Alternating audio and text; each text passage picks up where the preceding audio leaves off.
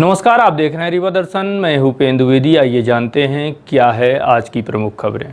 Railway contractor के आवास समेत कार्यालय में वाणिज्यकर टीम की छापेमार कार्यवाही। यह कार्यवाही नेहरू नगर स्थित रेलवे कॉन्ट्रैक्टर केडी सिंह के घर पर हुई है। आईसीआईसी बैंक फर्जीवाड़े पर पुलिस कर सकती है बड़ी कार्यवाही, पीड़ित हो रहे हैं परेशान। प्रदेश की 5 केंद्रीय लाइब्रेरियों में शुमार रीवा की लाइब्रेरी में अति प्राचीन व दुर्लभ पुस्तकें हैं उपलब्ध। और कोरोना कमांड सेंटर पर अस्थायी तौर पर कार्य कर रहे स्वास्थ्य कर्मचारियों ने किया विरोध। इन खबरों को आगे हम विस्तार से देखते हैं।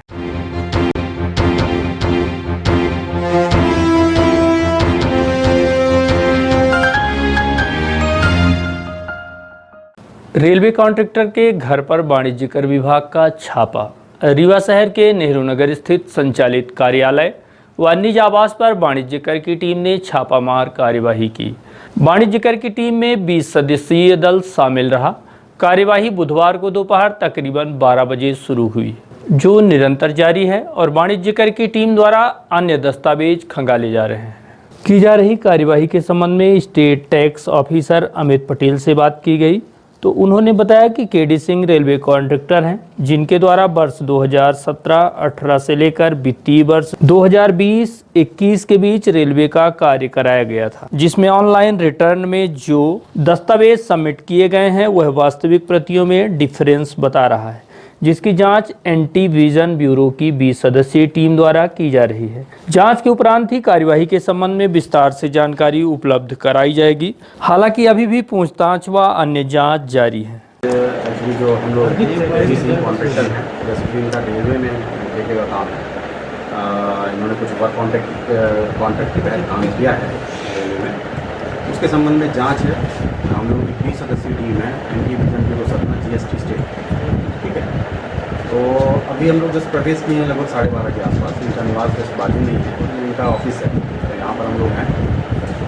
इनके द्वारा वर्ष 17, 18, 18, 19, 19, 20 और 20-21 आज की डेट तक का की जो जाँच है, मेनली इनके द्वारा जो रिटर्न सबमिट किए गए हैं उसमें, प्लस इनके द्वारा जो वास्तविक प्राप्तियाँ हुई हैं रेलवे डिपार्टमेंट से, उसमें डिफरेंस है। उसी डिफरेंस के संबंध में हम लोग यहाँ पर आए हैं। तो अभी तो जस्ट प्रवेश किए हैं, अब वो अपना ट्रेडिंग अकाउंट प्रस्तुत करेंगे। उनके वकील भी आ रहे हैं गोरखपुर से, प्लस यहाँ रीवा से में भी जो उनके अकाउंटेंट हैं वो आएंगे, अपना पक्ष रखेंगे। उसके बाद ही बता पाना संभव होगा कि उनके द्वारा वास्तव में जो ये विसंगतियाँ हैं वो क्यों आई। तो ये मान के चलिए कि अभी कुछ कह पाना संभव नहीं है। मैं आपको 4 या 5 बजे के आसपास एक्चुअल बता पाऊँगा। सर, आपका नाम? मैं अमित पटेल हूँ, स्टेट टैक्स ऑफिसर। प्लस हमारे साथ में जो मिस्टर विकास अग्रवाल, स्टेट टैक्स ऑफिसर, जिनके नाम पे पावर है, मिस्टर विजय कुमार पांडे हैं, state tax officer, mister SK Saket हैं, स्टेट टैक्स ऑफिसर, और मिस्टर नवीन दुबे हैं, स्टेट टैक्स ऑफिसर। बाकी इंस्पेक्टर्स और जो हमारे डिपार्टमेंट के वो हैं 20 से 22। ये team basically anti vision bureau Satna से है, सतना, और सर्किल से मैडम वगैरह आई है। सर, कोई शिकायत मिली थी?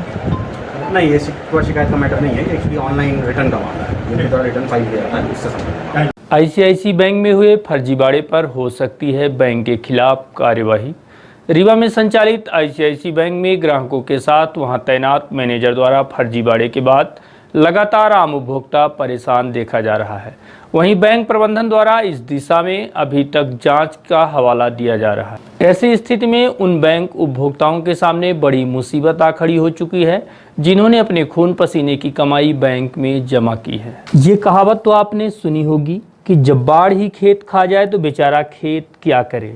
इसी तरह की बातें चरितार्थ हो रही हैं आईसीआईसी बैंक में, जहां लोग यह सोचकर बैंकों में अपनी मेहनत की कमाई इस विश्वास के साथ जमा करते हैं कि हमारे खून पसीने की कमाई सुरक्षित रहेगी। लेकिन रीवा में संचालित आईसीआईसी बैंक में जो फर्जीवाड़े की घटना घटित हुई, उसके बाद से तो लोगों का बैंकों से भी विश्वास उठने लगा है। प्राइवेट सेक्टर का सबसे बड़ा कहा जाने वाला बैंक आईसीआईसी, जहां उपभोक्ताओं के साथ वहां तैनात मैनेजर द्वारा करोड़ों रुपए का हेरफेर किया गया और बैंक को पता तक नहीं चला। इसे बैंक की लापरवाही कहें या फिर मिली भगत, अब हो चाहे जो, परंतु लोगों पर तो मुश्किल का पहाड़ टूट चुका है। जिनके पैसों का फर्जी खेल बैंक में खेला गया और जिनके पैसे बैंक में जमा हैं, वो लोग भी लगातार पुलिस व बैंक के चक्कर काट रहे हैं। आप देख सकते हैं किस तरह से लगातार बैंक में हुए फर्जीवाड़े के बाद लोग परेशान हैं। राजन वर्मा, हमारे साथ जो ठगी हुई है, हम गाड़ी क्लोजिंग का दिया था पैसा, मैंने वो पैसा मेरा खा गया राजेश यादव, और जिसकी शिकायत मैंने थाने में की थी उसकी FIR हुई है। और जो भी हिसाब किताब है, अभी बैंक के उच्च स्तरीय जांच कमेटी के लोग आए हुए हैं, मुंबई से बताए कि आए हैं, और ये जांच करने के बाद पूरा हिसाब किताब लगाने के बाद ही क्लियर बताएंगे कि आपका कितना पैसा निकल रहा है। और मुझे विश्वास है कि जो ऊपर से टीम आई हुई है निष्पक्ष और जांच करेगी, और जितने भी लोगों के साथ इन्होंने फ्रॉडगिरी की है, तो जितने भी बहुत सारे साथी बैठे हुए हैं बैंक के अंदर जिनके साथ राजेश यादव ने फर्जीवाड़ा किया है, तो सबकी जांच हो रही है। और सबका जो अधिकारी आए हैं ये बोले हैं कि जो भी जांच में जिसका सही पाया जाएगा और सबका पैसा रिफंड किया जाएगा, ऐसा आश्वासन उन्होंने दिया है।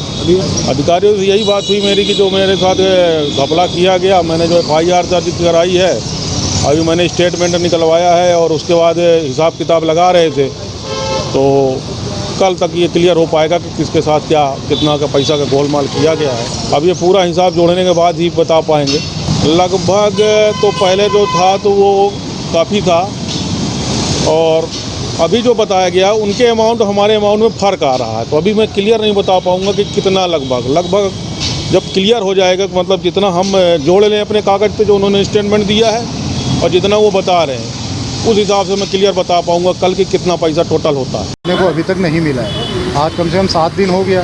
7 दिन बाद में भी बैंक ये बोल रही है कि हम अभी इन्वेस्टिगेशन कर रहे हैं, जैसे ही कुछ समझ में आता है तो हम बताते हैं। हाँ, बॉम्बे से अधिकारी आए हैं, वो बोल रहे हैं कि अभी हम इन्वेस्टिगेशन कर रहे हैं, जो भी आदमी आ रहे हैं उनसे मिल रहे हैं बस। नहीं, अभी तक कोई हमको कुछ क्लियर नहीं किया, केवल जाँच हो रही है अभी बस। इस संबंध में जब रीवा SP राकेश कुमार सिंह से बात की गई तो उन्होंने बताया कि इस मामले में पुलिस कानूनी प्रक्रिया के तहत अपना काम कर रही है। अभी तो देखा जा रहा है कि बैंक प्रबंधन इस दिशा में पीड़ित व्यक्तियों के साथ क्या व्यवहार कर रहे हैं, इसके बाद तो कानून अपना काम करेगा। और ये उनकी इंटरनल प्रक्रिया है जिसके तहत वो जांच कर रहे हैं। आपराधिक प्रक्रिया के तहत हम कार्रवाई कर रहे हैं, और वो इंटरनल प्रक्रिया के तहत यदि ग्राहकों का हितरक्षण करते हैं तो अच्छी बात है, वरना उनके जो पीड़ित ग्राहक हैं उनके लिए पुलिस के दरवाजे खुले हुए हैं, पुलिस उनकी हर तरीके से मदद करेगी। नहीं, अपने पास आवेदन है, जिस प्रकार से ठगी हुई है सभी एक प्रकार की ठगी है, उसको हम जो है जो पंजीबद्ध अपराधों में उनके आवेदनों को शामिल करेंगे और उनके आधार पर हम आगे की कार्रवाई करेंगे। हम इंतजार कर रहे हैं कि ICICI बोर्ड जो है, बैंक जो है, ऐसे लोगों के हितरक्षण के लिए क्या कार्य कर रहा है। नहीं, ICICI बैंक के ऊपर वही कर्मचारी के ऊपर दर्ज हुआ है, बैंक के ऊपर नहीं होता है। बैंक के व्यक्ति दोषी होता है, सिस्टम है, सिस्टम में व्यक्ति अपराध करता है तो व्यक्ति के खिलाफ होता है, चाहे वो किसी भी संस्था से जुड़ा हुआ व्यक्ति हो, आपराधिक कार्रवाई की जाएगी। प्रदेश की 5 केंद्रीय लाइब्रेरियों में शुमार है रीवा की लाइब्रेरी, जहां पर कुछ ऐसी पुस्तकें उपलब्ध हैं जो बड़ी मुश्किल से मिल पाती हैं। आज हम आपको रीवा में संचालित होने वाली केंद्रीय लाइब्रेरी के इतिहास के बारे में बताएंगे कि इस लाइब्रेरी की स्थापना कब हुई और मध्य प्रदेश में कहां-कहां केंद्रीय लाइब्रेरी संचालित है, तथा लाइब्रेरी में कितनी पुरानी और महत्वपूर्ण पुस्तकें उपलब्ध हैं। इन सब बातों को जानने हमने regional librarian doctor Vijay Kumar से बात की, तो उन्होंने इस संबंध में विस्तार से जानकारी दी। तो आइए हम आपको डॉक्टर विनय कुमार से रीवा दर्शन द्वारा की गई खास चर्चा से रूबरू कराते हैं। लाइब्रेरी की स्थापना 1 नवंबर 1956 में प्रदेश की स्थापना के साथ ही की गई, जहां आज भी हजारों की तादाद में पुस्तकों का दुर्लभ संग्रह पाठकों के लिए उपलब्ध है।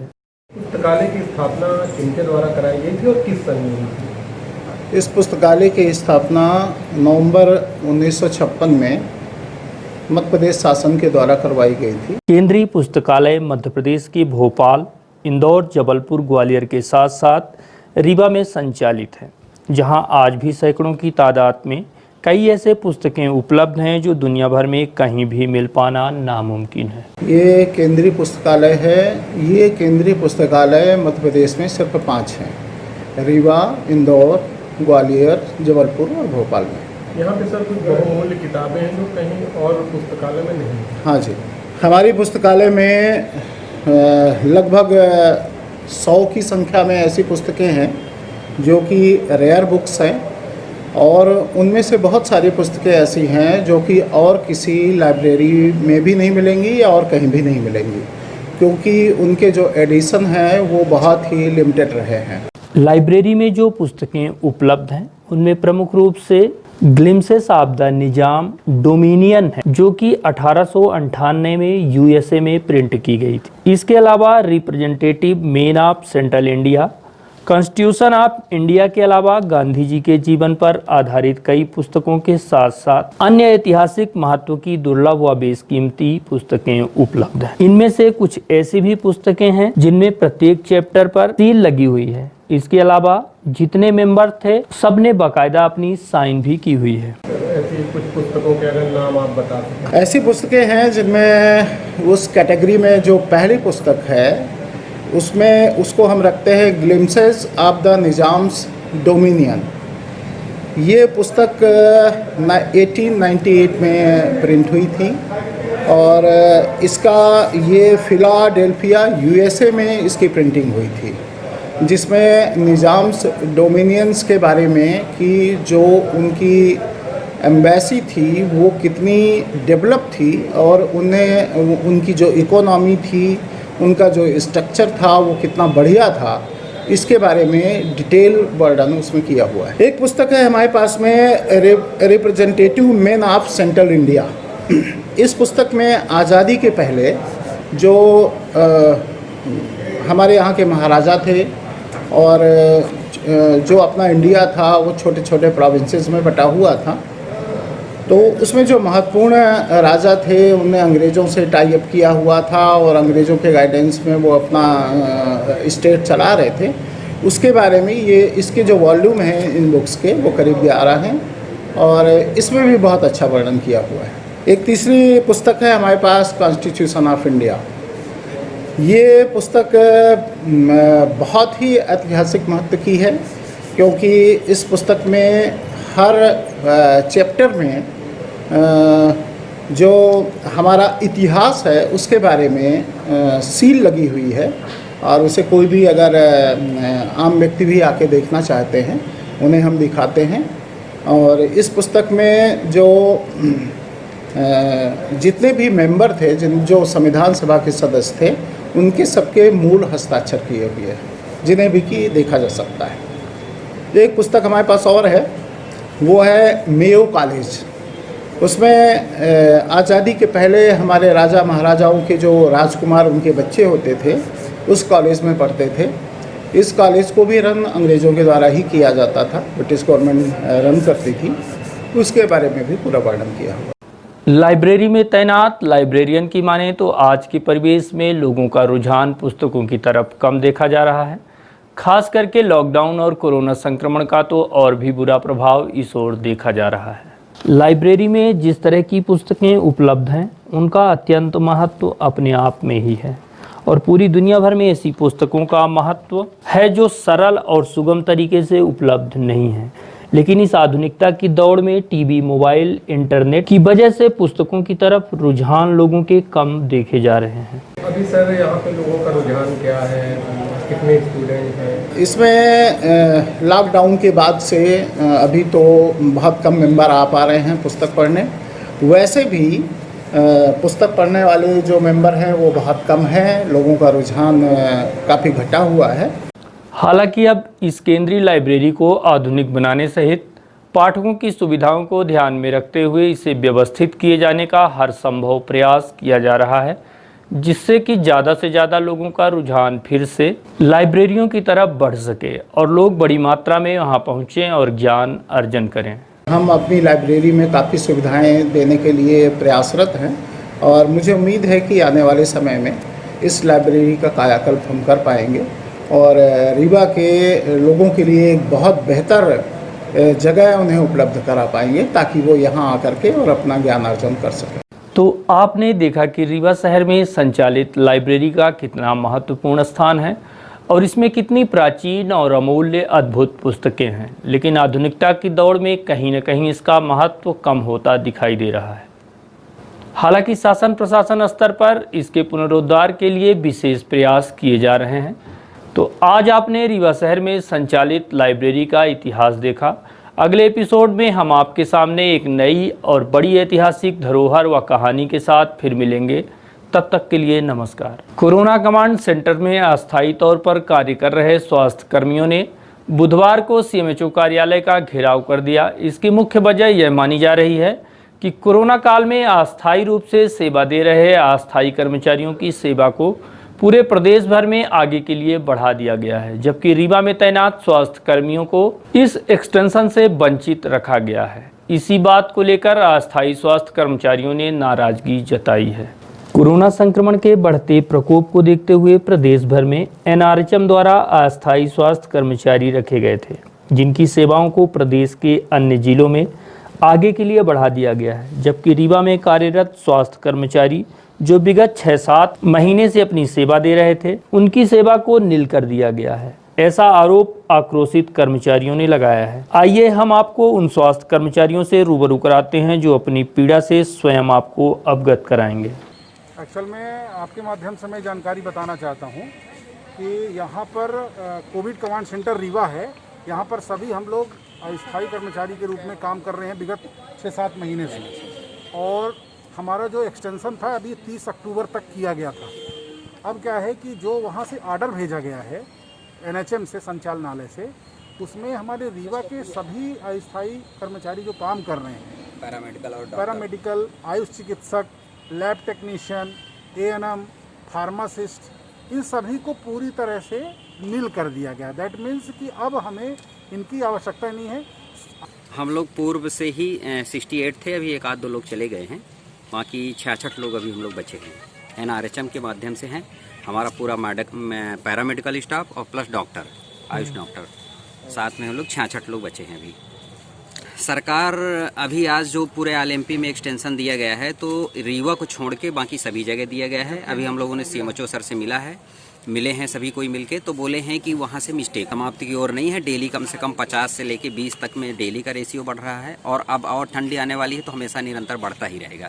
अब हम लोग चाहते हैं, मांग कर रहे हैं गवर्नमेंट से कि जो ये हमारी सरकार है तो कम से कम रीवा वालों को क्यों छोड़ा जा रहा है भाई, यहाँ तो कोरोना बढ़ ही रहा है। बदलते मौसम में एलर्जी एवं श्वास रोग के अलावा अन्य रोग जैसे दमा, खांसी, निद्रा के साथ साथ त्वचा रोगों से बचाव एवं बीमारी होने के कारणों को लेकर डॉक्टर मुकेश तिवारी से रीवा दर्शन प्रतिनिधि रहीम खान ने बात की, तो उन्होंने होने वाली इन बीमारियों के कारण एवं बचाव के संबंध में विस्तार से जानकारी दी। आइए सीधे हम जानते हैं कि एलर्जी एवं श्वास रोग विशेषज्ञ डॉक्टर मुकेश तिवारी ने क्या कहा। श्वास एवं एलर्जी की शिकायत के संबंध में जो जानकारी निकलकर सामने आई, उसमें डॉक्टर श्री तिवारी के मुताबिक एलर्जी 2 प्रकार की होती है। एक निरंतर बनी रहती है, दूसरी विशेष मौसम या परिस्थिति के हिसाब से होती है। ज़्यादातर एलर्जी आम लोगों में धूल, मिट्टी, कॉकरोच व अन्य जानवरों के साथ साथ साफ सफाई के अभाव में होती है, साथ ही नमी के कारण भी होती है। एलर्जी क्या है और किन कारणों से होती है? एलर्जी एक्चुअल में क्या होता है कि मनुष्य का जो शरीर होता है वो वातावरण में कुछ ऐसे पदार्थ होते हैं, अगर उन पदार्थों के कांटेक्ट में मनुष्य आता है तो उसके लिए एक्सेसिव रिएक्शन या तीव्र रिएक्शन होती है, उसको हम एलर्जी बोलते हैं। और इसका अगर हम मुख्य कारण के बारे में बात करें तो सबसे प्रमुख कारण तो डस्ट होता है, और डस्ट में भी एक कीड़ा होता है, डस्ट माइट उसको बोलते हैं। इसके अलावा कुछ परागकण होते हैं, जब वातावरण चेंज होता है तो पेड़ पौधे एक स्पेसिफिक परागकण छोड़ते हैं और उसकी वजह से एलर्जी बहुत से लोगों को होती है। बहुत से लोगों को कॉकरोच घर में इंसेक्टिसाइड्स होते हैं, उनकी वजह से भी एलर्जी होती है। कुछ लोग ऐसे होते हैं कि जिनको धूल मिट्टी के अलावा भी, जैसे किसी घर में पालतू जानवर होते हैं तो पालतू जानवर के कांटेक्ट में अगर आते हैं तो उनके जो फर होते हैं, पालतू जानवर जैसे कुत्ते हो गए, बिल्ली हो गया, खरगोश हो गया, तो उसके कांटेक्ट में आने से भी एलर्जी होती है। और कुछ लोग ऐसा होता है कि जैसे घर में अगर नमी रहती है तो उनके घर में फफूंद बार बार उगती रहती है, और वो फफूंद हमारे वातावरण में हवा में घुली हुई रहती है, उसकी वजह से भी बहुत से लोगों को एलर्जी होती है।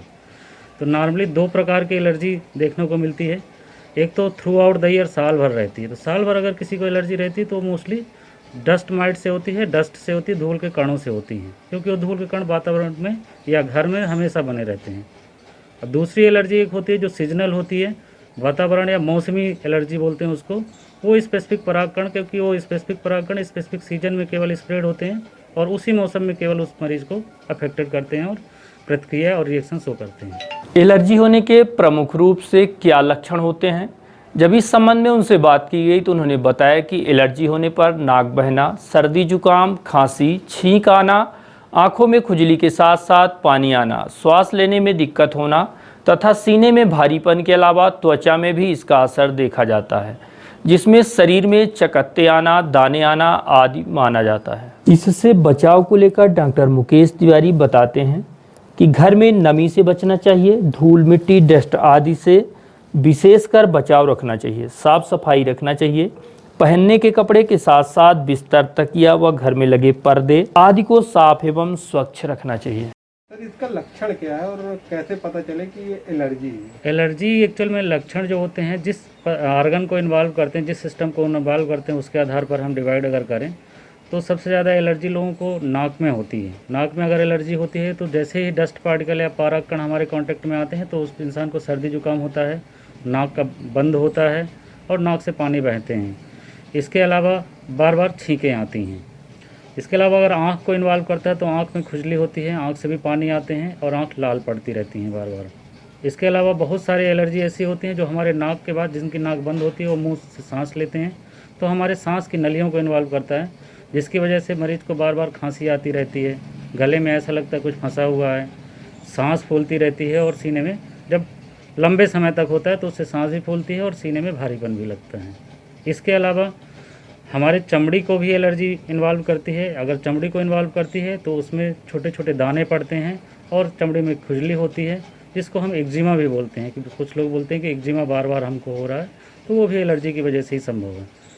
इनमें से सबसे खतरनाक जो होती है वो सांस की एलर्जी होती है।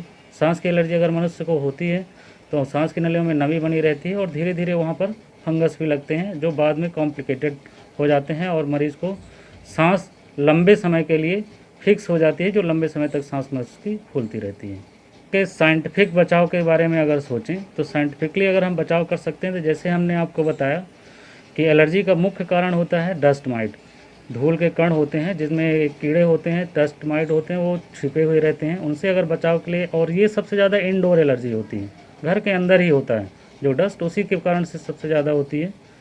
तो इसको बचाव करने के लिए हमको सबसे पहले तो अपने जो क्लॉथ हैं, बेड शीट हैं, पिलो कवर हैं, इनको regularly at least 50 to 60 degree centigrade में धोना चाहिए और धूप में प्रॉपर तरीके से डाल के दोनों साइड पलटाना होता है, जिसके कारण वो डस्ट माइट का जो कीड़ा होता है वो उसमें डेथ हो जाए उसकी, और वो पेशेंट को बार बार इन्फेक्टेड या एलर्जी ना क्रिएट करें।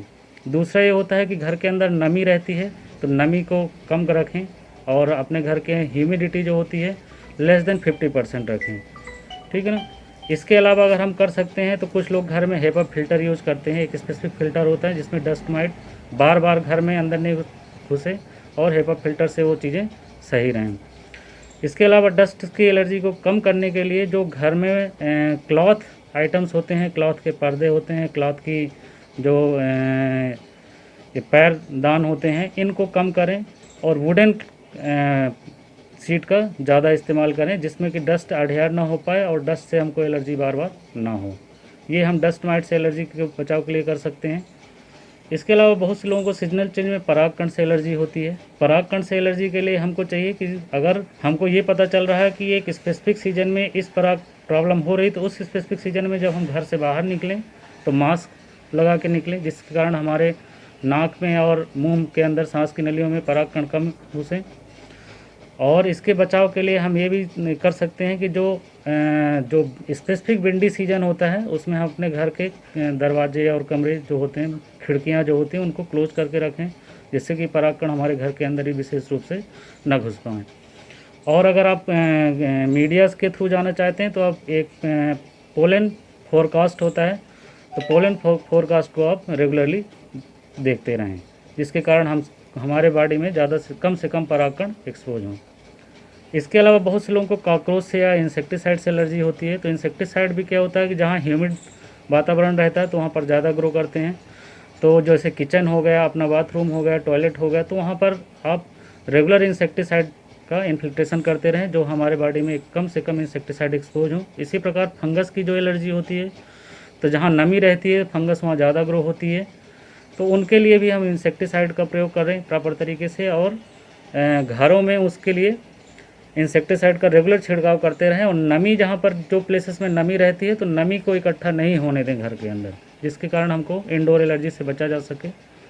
इसके अलावा और हम बचाव कर सकते हैं, जैसे पेट्स हैं, तो पेट्स के लिए अगर हम रख रहे हैं, पहली बात तो जो एलर्जिक हो उसको पेट्स रखना नहीं चाहिए। अगर रख भी रहे हैं तो उनके लिए एक अलग से आइसोलेटेड होम होना चाहिए और उनकी आइसोलेट करके ही उनको ज़्यादातर रखें और उनको टेक केयर करने के लिए दूसरा बंदे को रखना चाहिए। इस प्रकार ये कुछ तरीके होते हैं जिसके कारण हम एलर्जी से बचा जा सकता है। इसके अलावा डस्ट की एलर्जी से ये भी होता है कि एलर्जन प्रूफ मैट्रेसेस आते हैं, एलर्जन प्रूफ बेड शीट्स आती हैं, पिलो कवर आते हैं, उसका भी हम लोग यूज कर सकते हैं। न्यू इंदौर सेव भंडार सुपर बाजार नवरात्रि व दशहरे के पावन पर्व पर आपके शहर रीवा में सुपर बाजार की एक बड़ी सौगात। अब एक ही छत के नीचे अत्याधुनिक मॉडर्न डेकोरेशन और संपूर्ण सुविधाओं के साथ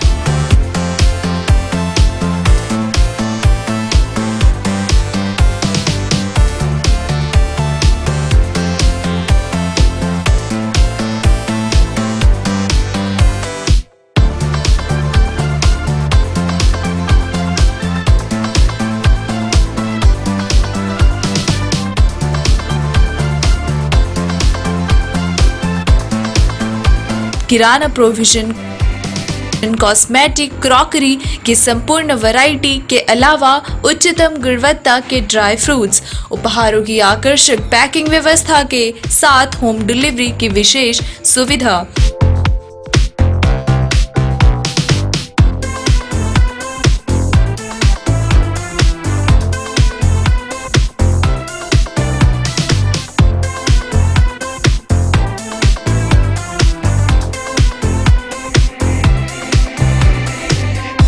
सभी हाउस होल्ड आइटम्स मार्केट से कम कीमत पर, साथ ही 5% की आकर्षक छूट। पता याद रखें, न्यू इंदौर सेव भंडार सुपर बाजार, सिटी टावर, जॉन टावर के पास, कॉलेज चौक, रीवा। हमारा मोबाइल नंबर है 9691585227। आपकी सुविधा हमारा कर्तव्य।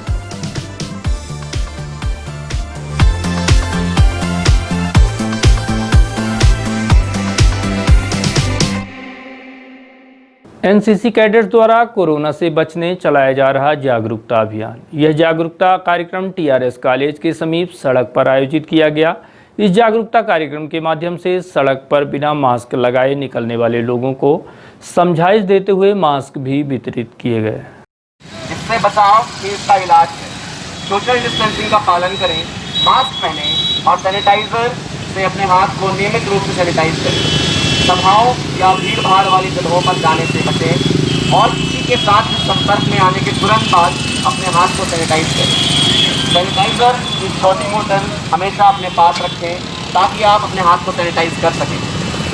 पानी की उपलब्धता होने पर अपने हाथ को हैंड वॉश या साबुन से धोएं। इससे आप अपने आप को, अपने परिवार को और अपने देश को इस कोरोना नामक वैश्विक महामारी से बचा पाएँ। मास्क, सिर्फ 5 रुपये का मास्क आपकी ज़िंदगी बचा सकता है।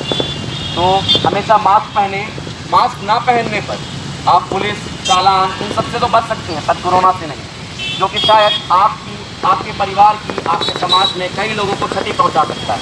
इसीलिए सोशल डिस्टेंसिंग, मास्क और सैनिटाइजर का उपयोग करें। 3MP बटालियन के कर्नल अनुराग मेहरा कमांडिंग ऑफिसर के नेतृत्व में जागरूकता अभियान चलाया गया। इस दौरान कर्नल राजेश सिंह, मेजर विभा श्रीवास्तव, प्रवीण कुमार सूबेदार के अलावा अन्य कैडेट्स व छात्र उपस्थित रहे। आज जन जागरूकता अभियान चला जा रहा है, लोगों को मास्क किए जा रहे हैं। कितने दिनों को प्रोग्राम है और ओके, आप सब जैसे जानते हैं कि ये जो कोविड महामारी है, ये अब हमारे देश में, हमारे राष्ट्र में अब इस टाइम पे अब आ गया है जहाँ पर हमें बहुत ही ज़्यादा एहतियात फॉलो करने की ज़रूरत है। और जैसा कि इसके बचाव के लिए सिर्फ 3 ही उपाय हैं। एक है मास्क पहनना, दूसरा सोशल डिस्टेंसिंग और अपने आप को सैनिटाइज रखना। ये जो जागरूक रखना चाहिए हर एक इंसान को। तो ये जो जागरूकता अभियान चलाया जा रहा है, ये एक कंटिन्यूअस प्रोसेस है। आज करा जाएगा, कुछ दिनों बाद दोबारा करा जाएगा। डिफरेंट प्लेसेस पे, जगहों पे ये अभियान चलाया जाएगा ताकि हम सारे नागरिक एक जागरूक रहें और इस महामारी से बच सकें। गर्ल्स कॉलेज रीवा से हूँ और 3MP बटालियन से एनसीसी अफसर हूँ। और जैसा कि आप सभी पूरा विश्व जानता है कि कोरोना जो है वो विश्व की महामारी है और ऐसे समय पर लोगों को जागरूक करना बहुत ही ज़रूरी है। एनसीसी के माध्यम से हम हर प्रकार से सामाजिक कार्य, एडवेंचर और हर प्रकार की राष्ट्र सेवा के कार्य करते हैं और इसी के तहत आज हम लोगों ने यह निर्णय लिया है कि जो लोग यहाँ से बिना मास्क के निकल रहे हैं उनको जो है मास्क बांटा जाए, सैनिटाइज़र के बारे में बताया जाए। साथ ही हम लोग ये भी बताते हैं कि अगर सैनिटाइज़र नहीं खरीद पा रहे हैं तो घर में किसी भी साबुन से जो है आधे घंटे में आप हाथ धोते रहिए, हाथ को मुंह में मत लगाइए और साथ ही साथ मास्क का प्रयोग करिए। और सबसे बड़ी चीज़ है सोशल डिस्टेंसिंग, यानी कि आप एक सामाजिक दूरी जो है 2 गज की हमेशा रखिए। अब जैसे हम सबको पता है कि अब जो है सोशल वर्क भी होने लगे हैं, शादी विवाह में भी 100 लोगों के लिए छूट मिली हुई है और भी काम हो रहे हैं, तो ऐसे समय पे लापरवाही ना करें। हमेशा ध्यान रखें कि अभी कोरोना गया नहीं है। तो हम लोग यहाँ पे यही शिक्षा दे रहे हैं कि कोरोना नहीं गया है, आपको लापरवाह नहीं होना है। मास्क लगाइए, सफाई का ध्यान रखिए, अच्छा खाना खाइए, पौष्टिक और संतुलित खाना खाइए जिससे आपकी इम्यूनिटी बनी रहे, आपकी शरीर की क्षमता, रोग से लड़ने की क्षमता बनी रहे।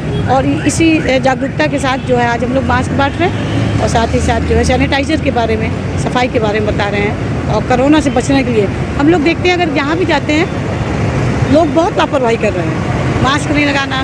खासतौर से गांव में हम जाते हैं तो देखते हैं कि वहाँ है ना तंबाकू खा रहे हैं, वही थूक रहे हैं, जबकि इसमें थूकना मना है। सार्वजनिक रूप से थूकिए नहीं, खांसिए नहीं। तो थोड़ा लापरवाही से उनका जवाब रहता है कि हमको नहीं होगा। हम लोग यही यहाँ बतलाने आए हैं कि ये तो सोचना ही नहीं है कि हमें नहीं होगा, किसी को भी हो सकता है। इसमें कोरोना जो है सभी को देख रहे हैं, पूरे विश्व में फैला हुआ है, वो किसी को भी हो सकता है। उसके लिए हम लोग इसके लिए जागरूक कर रहे हैं और सभी को मास्क और ये हमारे एनसीसी कैडेट्स हैं गवर्नमेंट गर्ल्स कॉलेज रीवा के और 3MP बटालियन एनसीसी की ओर से भी हमारा पूरा स्टाफ है और हमारे कमांडिंग ऑफिसर कर्नल अनुराग मेहरा जी के नेतृत्व में आज का ये कार्यक्रम हो रहा है। जय हिंद, जय राष्ट्र, जय भारत। यातायात व्यवस्था को सुधारने बनाई जा रही हर संभव व्यवस्था।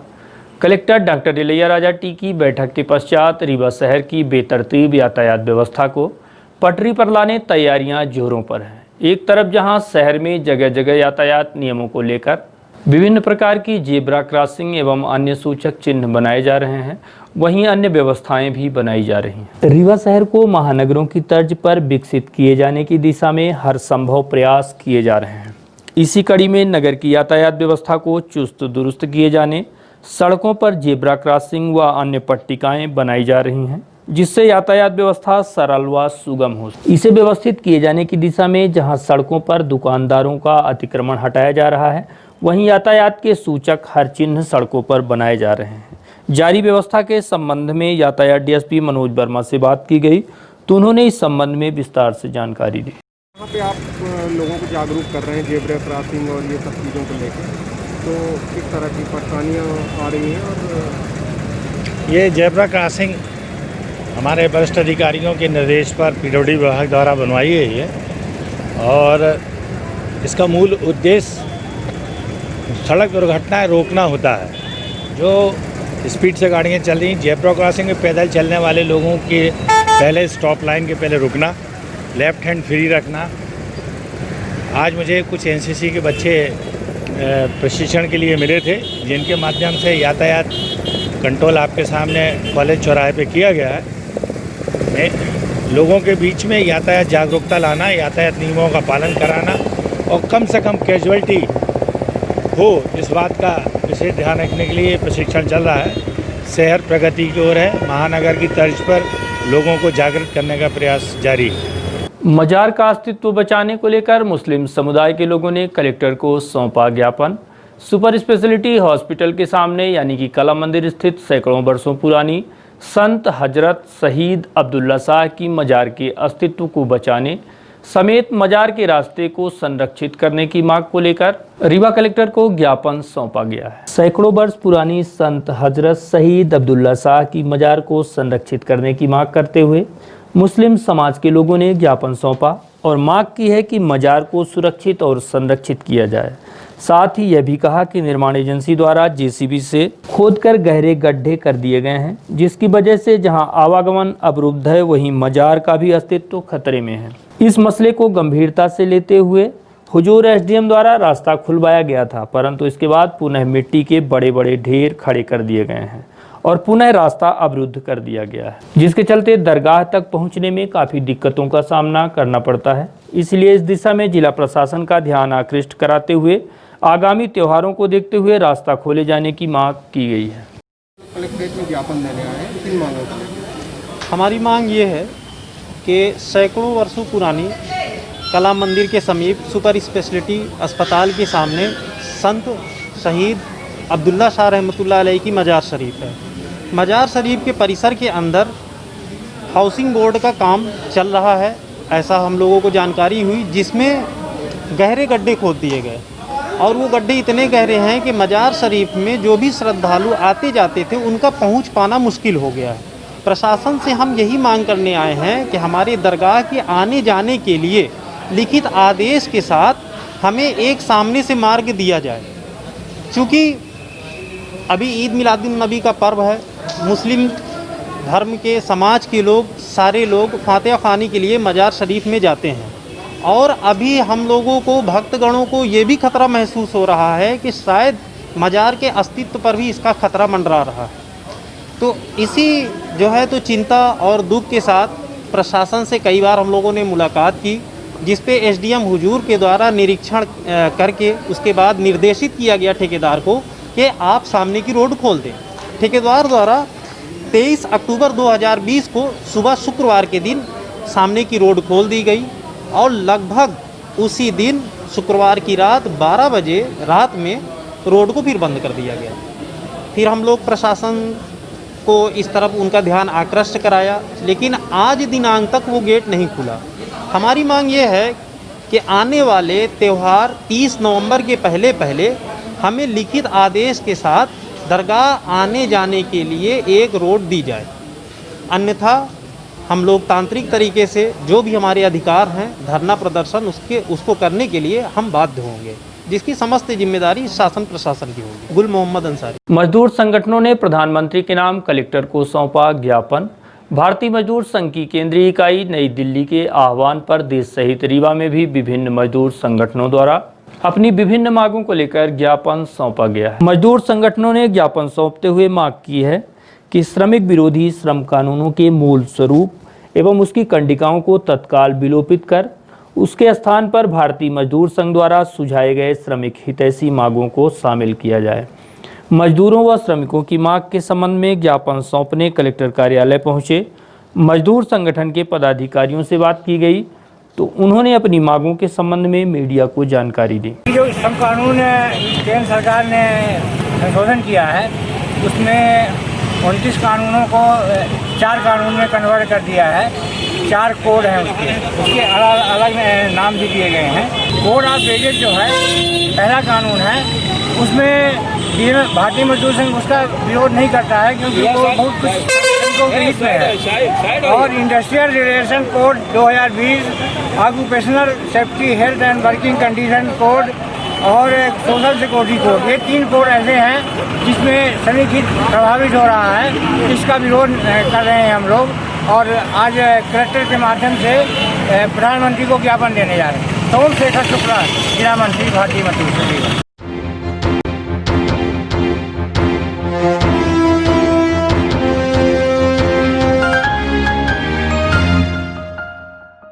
और अब चलने से पहले आज की प्रमुख खबरें एक बार फिर। रेलवे कॉन्ट्रैक्टर के आवास समेत कार्यालय में वाणिज्य का टीम की छापेमार कार्यवाही। यह कार्यवाही नेहरू नगर स्थित रेलवे कॉन्ट्रैक्टर केडी सिंह के घर पर हुई है। आईसीआईसी बैंक फर्जीवाड़े पर पुलिस कर सकती है बड़ी कार्यवाही, पीड़ित हो रहे हैं लगातार परेशान। प्रदेश की 5 केंद्रीय लाइब्रेरियों में शुमार रीवा की लाइब्रेरी में अति प्राचीन व दुर्लभ पुस्तकें हैं उपलब्ध और कोरोना कमांड सेंटर पर अस्थायी तौर पर कार्य कर रहे स्वास्थ्य कर्मचारियों ने किया विरोध। तो ये थी आज की प्रमुख खबरें। देखते रहिए रीवा दर्शन। दीजिए हमें इजाज़त। नमस्कार।